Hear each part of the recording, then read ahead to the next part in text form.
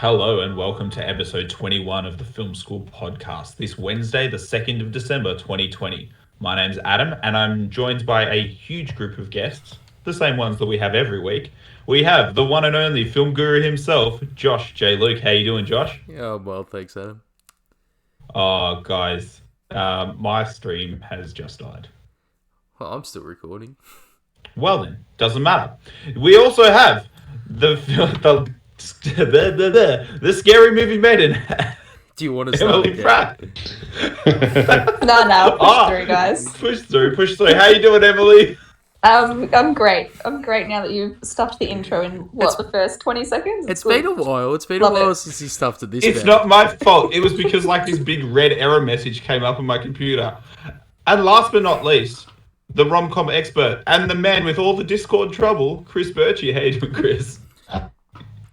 Good, mate. I'm glad I finally got Discord working, and I do like your intro there. It was good. Listen to him project as well. Yeah. He screws up the intro, so now it's, oh, look at Chris's Discord issues that we've had. Yeah. He always blame someone else. We're doing this remotely today. We're in for a laugh. That's all I'm saying. So if you haven't listened to the Film School podcast before, it's a podcast where we talk about all the films that we've watched throughout the week, and then we jump into two main topic films. The main topics for this week are Sweet Country, the Australian 2018 film, and Predestination, the Australian Hollywood film, released in 2014. All right, so you can also follow us and listen to us on all podcast services. We have a YouTube, it's not youtube.com/Film School Podcast. That's the podcast that you can find everywhere. But you just look us Film School Podcast. We have an Instagram and Twitter, and at that you can follow us at Film School Pod. Whew, man, guys, we're off to a rocky start today. You are struggling. Keep going. All right.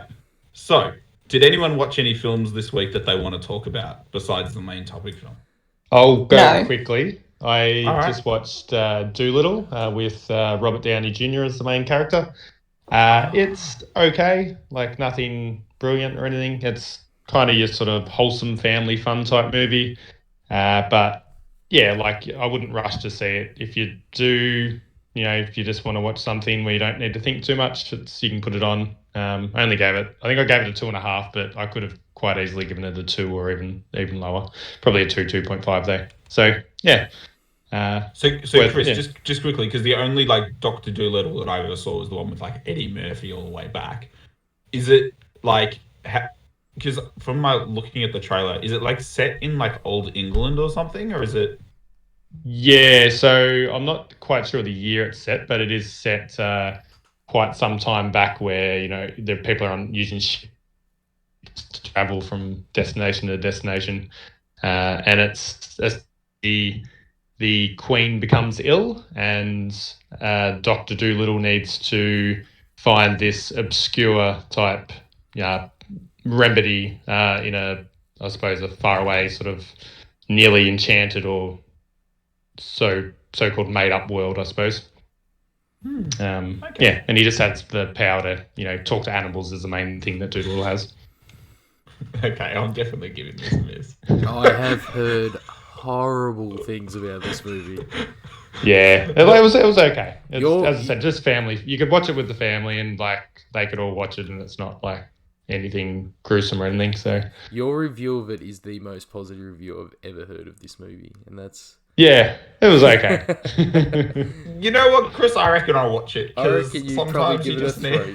I bet you're probably right. Yeah. All right, so the film that I want to talk about this week is called Happiest Season, and it stars Kristen Stewart. It also has, I want to say she was from Skins. What was her name? Mackenzie Davies, and it also has Alison Brie, Audrey Plaza, Dan Levy as well. So it's a pretty good cast, and it's a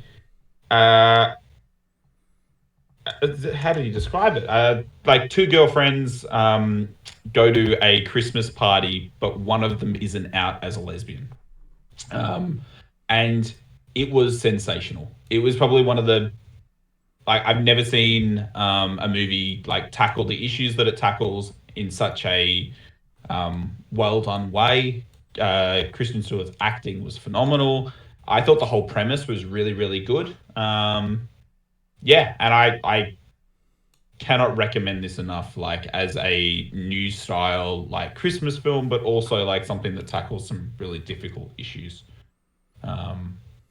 Yeah, I don't know what really else to say about it besides like this is a like I'm highly recommending that you all check it out just to like watch it. So probably would have been a good idea to save this one for a Christmas episode, wouldn't it? Look, you're probably not wrong. We can still do it as a Christmas episode. No. Still like I don't talk think about I've, it in more depth. I don't think I've ruined any of the. I don't think you have either. I was only kidding. I think there's some good Christmas movies you could do as well, but we could all watch it just in general. I know I'm kind of keen to watch it. I've heard some good things about it this week and on Letterboxd. So yeah, keen to check it out.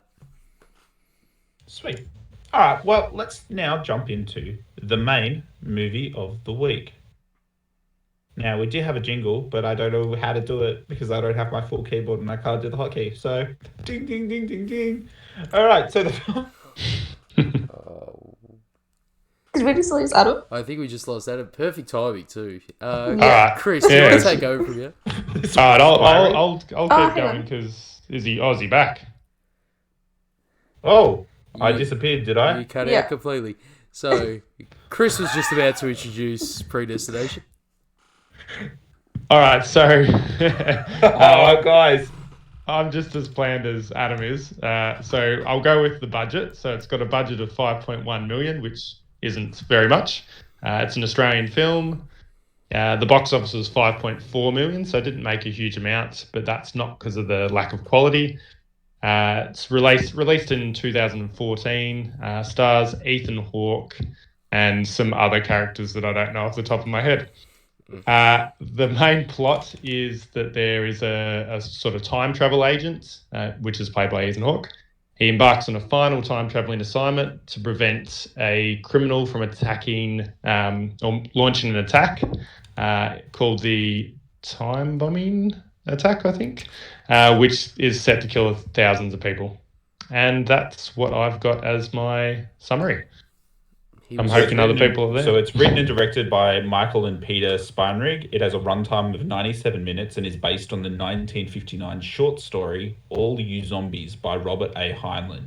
It was nominated for a bunch of awards at the Asia Pacific Screen Awards, and it also won the Best Actress for Sarah Nook, Best Cinematography, and Best Editing.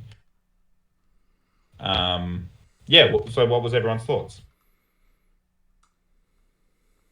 Enjoyed this. I think it was easy, like quite easy to understand as you were watching it, but like still had some good twists within it where you're like, oh yeah, like that's cool. And that like once they did kind of explain everything, it like made sense. It wasn't like difficult to comprehend. I'm pretty sure actually after I watched it, I made a comment like comparing it to Memento, where I was like, Memento was just like a mind fuck. Whereas this, it was like, oh, I can actually follow along and not feel dumb watching it. So that's something I enjoyed about it. I think it did a really good job of like understanding that lots of films have like time issues and like there's those paradoxes where the same person is reliving the same situation over and over again. And I liked that is the whole film. Like that's what the whole film's about. It's about like that continuing loop. Yeah, I mean, this movie is... So I think I'm the only one who had already seen this before watching this. So I'm the only one experiencing this on the second viewing. And it's still really good, don't get me wrong, but this is one of those ones because the twists are so integral to the storyline, I don't think it benefits from repeat viewing. And that may be another one of those differences with Memento, where I think Memento gets much easier to digest and you sort of see how good the filmmaking is when you start to watch it a couple of times. This one is, you can still appreciate the filmmaking and everything, but the story itself, a lot of the foreshadowing throughout it is a lot more obvious. And I mean, that's to be expected, but when I was rewatching Memento, it's like you can really see where Nolan like sort of hid things in there and how well written they are and how well they put in. Whereas when I was watching this and knowing what to expect, a lot of the foreshadowing was, I was like, oh, okay, they're just straight out saying it at points. And I'm like, oh no, that's cool that on my first viewing a couple of years ago, I actually think I saw this when it came out, how well it actually hides its twists when it does hide them in plain sight. So I suppose that is a cool little addition. Yeah, I agree. Like, it's a lot more simple in nature than Memento, but definitely a really sort of fun watch, and the sort of big twists are quite interesting when you find out that most of the characters could be the similar person. Yeah, I also I think it was shot quite well. Like all in, I think like yeah, the trump for the film was definitely the way in which like they told the story, and I think that like as Emily alluded to, you can follow the whole thing quite easily on your first viewing. And I think that like when they try and make these really complicated stories, that often gets lost. I also like I think I wrote in my review on Letterboxd. I saw that there's that stupid building with all those circles in Melbourne. Mm-hmm. Like that's in the film, of course. It's the only time I've ever thought that like, wow, that's actually a cool building was in this film. I think that is the stupidest looking building in real life. Yeah, I like that. I also noticed that like it used that. Do you guys know where that hallway is? There's like all the stairs. There's that one scene where like Ethan Hawke's like walking down like that huge set of stairs, and it was the exact same shot that they used in Upgrade, that other sci-fi film that we watched. Yeah, I did not know that. I think I know the one you mean. Yeah. So it was like it was literally the exact same shot, and I want to know where those stairs are. Are they in Australia? Well, they would have to be. You'd highly assume that they're in Melbourne if two movies that were shot in Melbourne have. Yeah, I just don't know where those. It's because just it's like between two giant concrete slabs, and it's just like a set of stairs, but like it looks real sci-fi, and like I don't know where it is. Anyways, I digress. Adam wants to know where those stairs are. If anyone listening knows where those stairs are, please leave a comment and let them know where those stairs are. There's also like did you guys see any other sites? I saw like obviously Melbourne University. I think there was a couple of scenes in bars that I thought I sort of recognised the layout, and I'm like, I could have been there, but who knows? They could have been using sets as well. Yeah. I thought that one of the bars looked really similar to like a bar in Melbourne, and then they did another angle, and then it looked like a totally different place. And I was like, no, don't know where this one is. I digress. Like that's taking away from the movie, but yeah, I really enjoyed it. I highly recommend this to like the everyday moviegoer for sure. Yeah, it's super good. Ethan Hawke's really good in it. I think Ethan Hawke sort of made this little thing his niche, where he's not in like massive movies anymore, but he does very digestible independent movies that are sometimes really good, like this one. And it's nice to see how sci-fi industry keeping up, because this is another one of those ones that doesn't feel like an Australian movie. Like it appears like an Australian movie to us because we know some of the locations and it all looks very familiar. But if you were an international audience watching this, I don't think you'd pick up an Australian film at all from this. Nah, I don't think so either. And this is one of the best I think they've... I'm not even saying they're trying to hide it, but for that whole neutral feel of a film, this one nails it. There's no parts where I was really like, ooh, that background actor has a really pronounced Australian accent. There was nothing sort of like that. And it was Noah Taylor in this one, wasn't it? Yes. I always have a joke because him and Ben Mendelsohn, especially when they were younger, looked really, really similar. So in every movie, I'm like, oh, which one of them is it? And I was like, yeah, Noah Taylor in this one, because he's more like a little slimy looking rat. And he always plays a slimy little fucking rat too. He does. He absolutely does. Except in our favourite movie, Edge of Tomorrow with Tom Cruise. Is he in that? He is. He's the scientist that. Oh, he is too. He's the scientist. We just need to mention that movie as many times as possible in these podcasts. One day we'll do it as like a main topic, I'm sure. I haven't seen it. It's really good. Me neither. It's so good.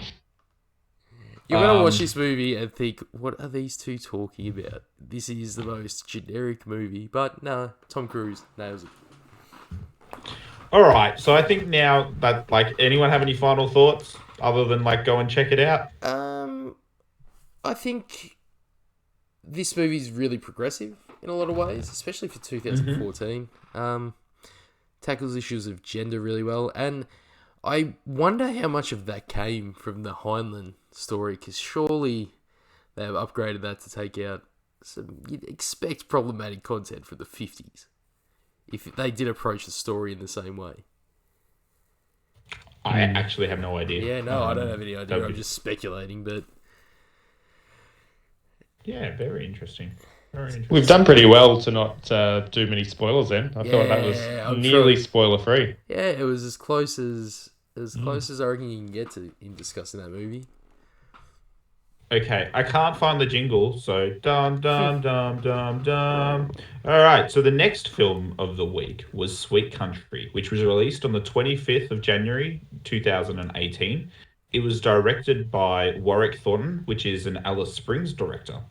It was written by David Tranter and Stephen McGregor. It has a runtime of 113 minutes, stars Hamilton Morris as Sam Kelly, Sam Neill as Fred Smith, and Byron Brown as Sergeant Fletcher. Obviously, there are a whole bunch of other actors in the film that I just didn't list. Those are the main ones. And it won, it won the Asia Pacific Screen Award for Best Film in 2017. Do you want to run us through the plot, Emily? Sure thing. So yeah, as Adam's already said, it's an Australian movie and it's set in 1929 in it says the Eastern I'm gonna do an Adam and stuff up pronunciation. All right, we'll just go with Central Australian outback. Good save. I like it. Essentially, yeah, just it's desert. It's the Aussie outback, and it's 1929, so it's like looking pretty remote where they are. And yeah, Sam Cully is a middle-aged Aboriginal man who's working the land of a kind preacher by the name of Fred Smith, who really takes care of him and his wife. After an ill-tempered bully arrives in town, however, who goes by the name of Harry, who's like this ex-soldier. Is that the right? Yeah. Sorry, I'm very tired. No, you got it. I feel like there was a better... Anyway. So, yeah, this really ill-tempered guy arrives called Harry, who's pretty awful, pretty racist, pretty disgusting. Sam actually has to kill him in self-defense, and then he and his wife go on the run as a posse gathers to hunt them down. And, yeah, that's pretty much the plot. Yeah. Yeah, cool. Yeah. yeah, that is the plot. It's like, is anyone going to be more? Ooh, yeah. So, look, I'll jump in and just say that, like, oh man, this is a heavy movie. Yeah. This is 2 hours of not fun. As soon as it starts, it is. You just realize how depressing Australia's history is, and then it just gets worse and worse, and that scene with the niece is horrifying, and they make you sit with it for so long, and you know it's coming. The niece or the wife? The wife. The wife. Sorry. And it is, like such a long, drawn out, and very deliberate scene. And because like they show you like nothing. But you just know, and just that, like, you know, the 2 minutes of closing the windows that goes on, like, there's not a whole lot happening, but just, like, the dread that builds, because you're like, this is not nice, this is not good. I think the thing that impressed me most about the film was definitely, like, the way it was shot, and, like, especially that scene, like, really had a lot of weight to it, and I think that, like, I actually didn't see the outcome of the film. I didn't see it like without spoiling. I didn't see it going that direction. I definitely did. Same. I Do we want to do spoilers? Like, do we Yeah, want to do a little spoiler? think so. I think so. Like, spoilers. if you're interested in the film based on Emily's plot, like, stop here and watch the film for yourself. It's We're real gonna jump good. into Like, yeah, we'll get into it, but it's real good. real good. All right, let's jump into that bit. So you saw the fact that he wins the trial. Oh, Yeah, so that sorry. was what I was going to say with when you guys was commenting. I thought that's what you were meaning. Yeah, the winning the trial, I didn't think that was going to happen. I thought we were talking about the very end. I thought that he wouldn't. same. So I thought that in my watching, I thought he wasn't going to make the trial, and like the trial wasn't going to be favorable in his direction. Which I was twisted, and then I was like, what? And then like obviously like I knew that it couldn't end without him getting killed. Yeah. Can I just just as you're doing and it's super obvious and everyone probably picked up on it, but there's some really good symbology in this movie of how how the town's watching the Ned Kelly movie outside the police station or whatever it is, and they're all celebrating this criminal Ned Kelly who killed a police officer in what isn't really self-defense, could be depending on your interpretation of the story. And then you have a character named Sam Kelly, and obviously because he's a black Aboriginal, he is treated like a criminal for actually killing a deranged officer in self-defense. So I think that's just a good little thing Warwick snuck in there that sort of went over my head a little bit at the time. I had an inkling, but yeah. Yeah, I definitely picked up on that as well. And yeah, I don't know, like it's such a dark. This was the least surprising Adam 3-star review I've ever seen in my life. Oh, really? Yeah, as soon as I was watching, I was like, Adam is going to say this is a really good movie, but it's too bleak. And I actually think that like the reason that it only sat at a 3 and it didn't hit a 5 for me is I thought that like a number of like the characters were sort of throwaway, like the drama with the doctor. I don't think that I think that Sam Kelly's story was great, and I also think the sergeant's story was great, and like the way that he sort of came around. I don't think that anyone else really did it for me in the story. I didn't think Which doctor are you talking about? Sorry. Like the doctor that came along on the conquest, along with like Sam Neill's character. The one that died. Oh right, yeah. Sorry. Hey, are we talking about the one that died? He was a throwaway character. Yeah, but like they didn't add anything to the story. I think it. I don't know. I just like that was where it sort of missed its mark for me, and I thought that they like really focused on like Sam Neill, but he didn't do anything. I didn't think they really did focus that much on Sam Neill. I think this movie actually focused on the characters it should have focused on for the most part, and that's why I don't really agree that it didn't have any other characters, because I don't think it needed it. I feel like, again, this is one of those questions of the last time we sort of had this conversation. What more would they have added to this story?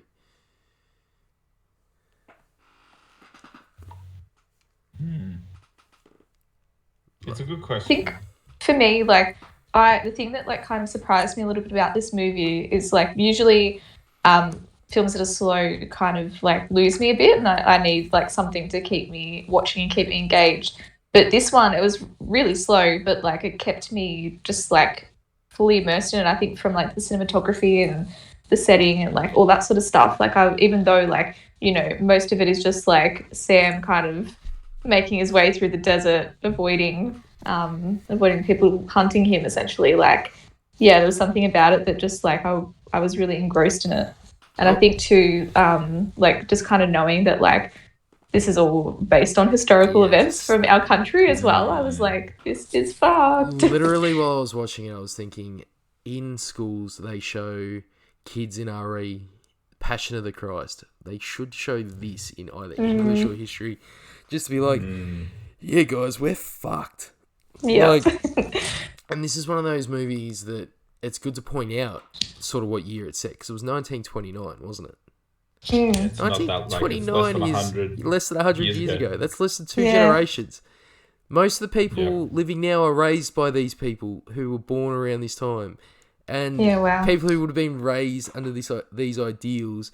And these are the people who are constantly banging on about, oh, how good Aboriginals get it from the government. And, like, you're going to tell me that this isn't still a issue, or this isn't still a extraordinarily relevant movie. You're crazy. No, Yeah, I'm definitely not saying it's not relevant. Like, no, I wasn't saying it to you. I just mean in general. Oh, okay. Well, what's I'm not saying? No. I wasn't. I just meant in general. Like, some people always try and say that history is so long ago. It's like, no, this is your grandparents' parents, or your grandparents in general, depending on how old you are. Yeah, I actually like highly agree with what you said. Like, this is something they should show in schools, and it reminded me of that book that we read in high school, Emily, which I can't tell you what it was called, The Secret River or something. Yeah. I don't know, something like that. Anyways, but yeah, like, I don't know. I think that like, it's really cool to see a film that like delves into these really like tough like things and history in it, like, of Australia. I think that, like, yeah. Sorry, go. No, you go. Sorry. No, you go. Oh, I was gonna say, I think like seeing it play out from like an Indigenous person's perspective as well, because like Thornton's Indigenous, so it's like, I thought it was really great that like it was his voice kind of, and his like, it was him telling the story, so that like we know it's kind of how, from a place you know, of knowledge and things like that. Yeah. It's not like some white person being like, oh, let's like do this. It's like actually someone it's not that's the, kind of, it's not the old white guy writing the teenage girl coming of age movie that we've seen so many times before. Yeah. What about you, Chris? What are your thoughts? Yeah, I was just trying to say before that I think it's really impactful in the way it's portraying, like, as you've already mentioned, how Indigenous people have been treated in the past. So, and currently to some extent, not quite as extreme, but obviously, it just shows the poor history that we've had. And I did, like watching it, a bit like you, Adam. I kind of liked watching it, kind of didn't. But the slow pace definitely kept me intrigued in it, and the lack of dialogue was at times was purposeful, where you just sort of, the silence was bigger than anything they could have said.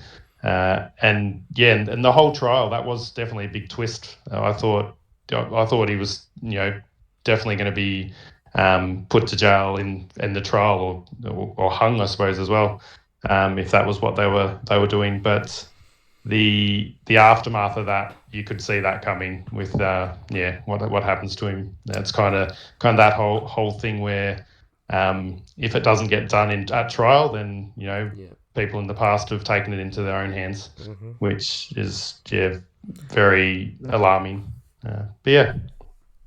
Same sort of. I only have one like really last thought. Is I thought that the way that they opened the film was really powerful, with like just focusing on like the black pot, or the pot where they were just adding the stuff. But then you also hear just like all those like slurs and bigotry comments, and like those are all like comments that we've heard like in real life, I would say. And you know what else I also had been thinking about since I watched this? How the fact that so there's some Indigenous characters in this film that speak about how their cultures are losing sort of their identity, because no one's sort of telling the stories anymore. No one's talking about the dream time. No one's talking about anything.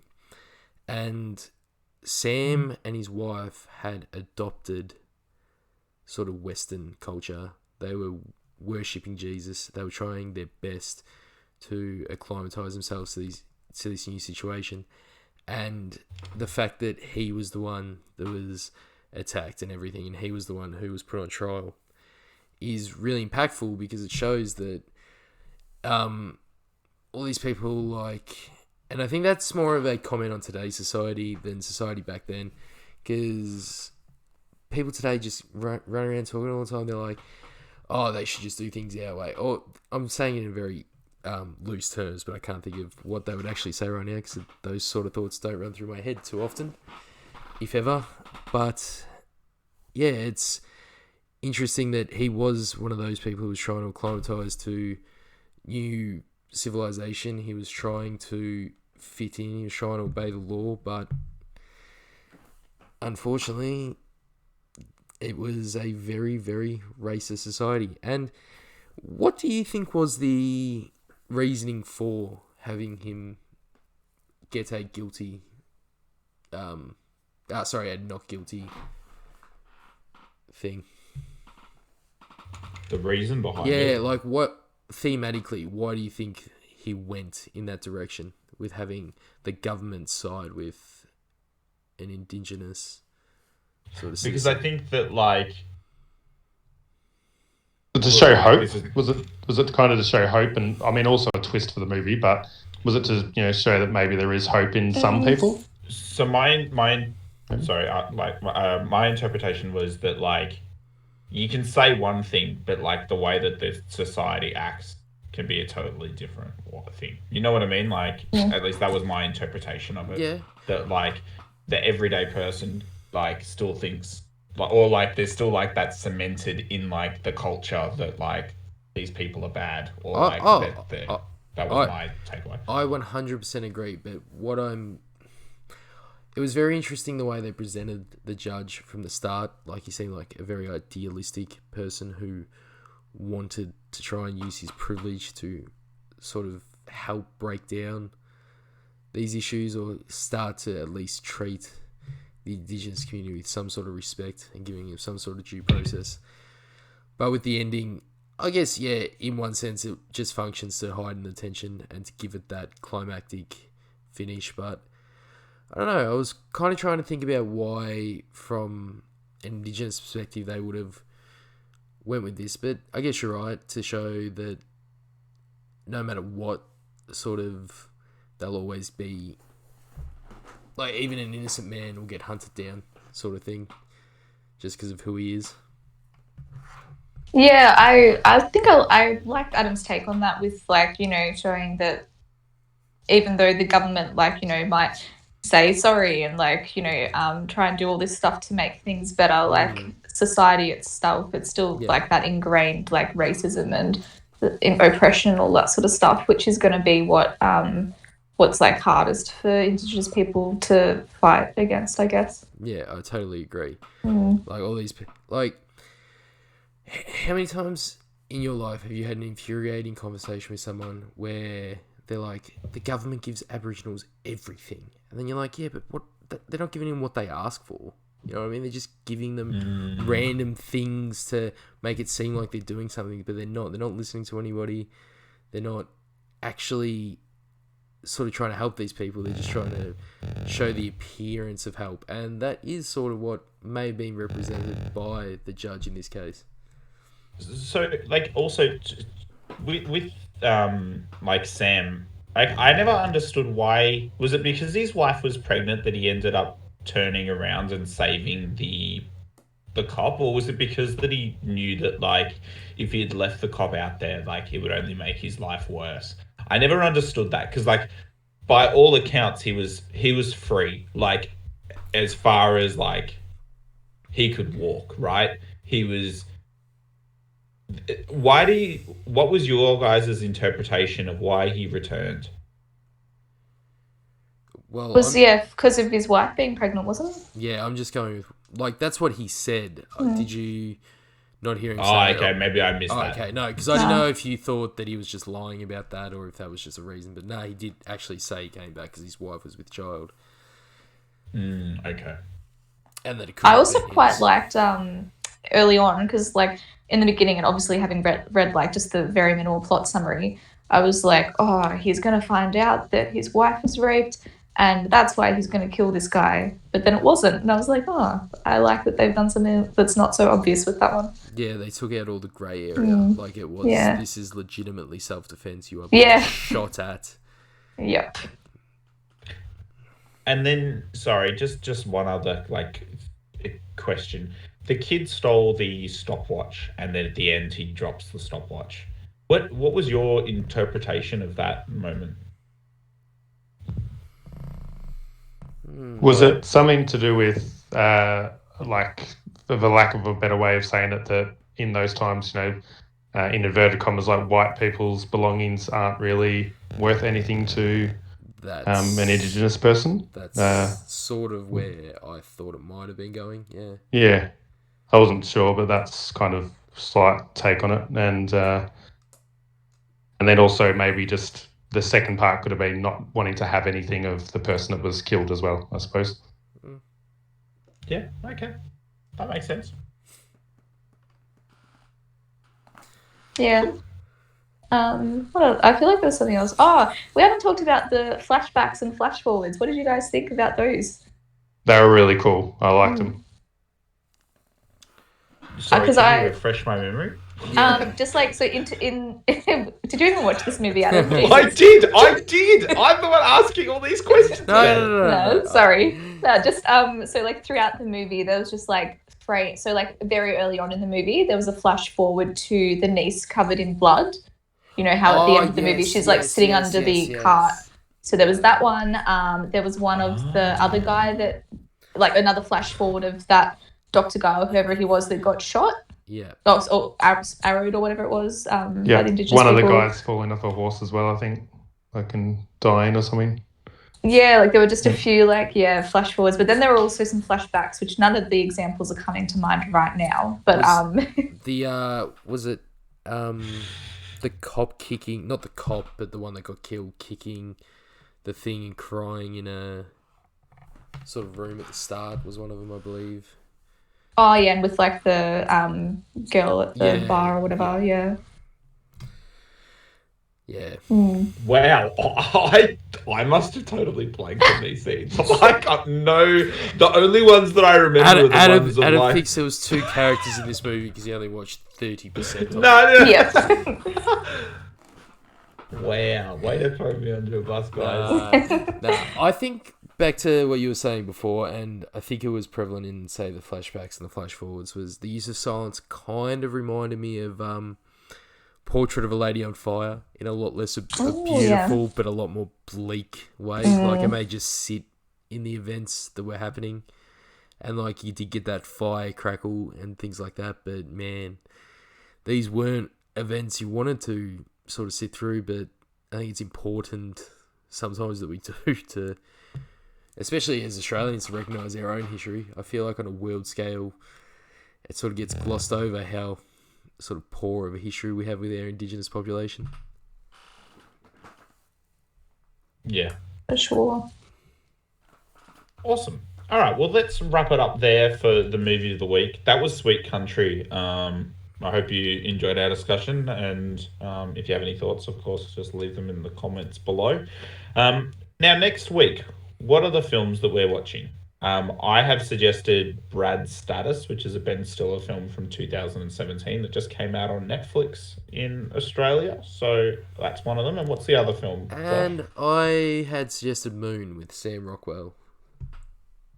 All right. Keen to Sounds see good, what guys. Emily and Chris choose next week. All right. Well, look, let's wrap it up there. Thanks so much for listening to this episode of the Film School podcast, where we talk about all the films that we've watched this week, and there's 2 main topics. You can follow us on all podcast streaming platforms and on YouTube. It'd be great if you liked and subscribed, if anyone is out there listening. And we will catch you next Wednesday at 8:30. Well, I guess just next Wednesday. Yeah. Or whenever we get around to it. Yeah. Exactly. All right. See you next week, guys. Bye.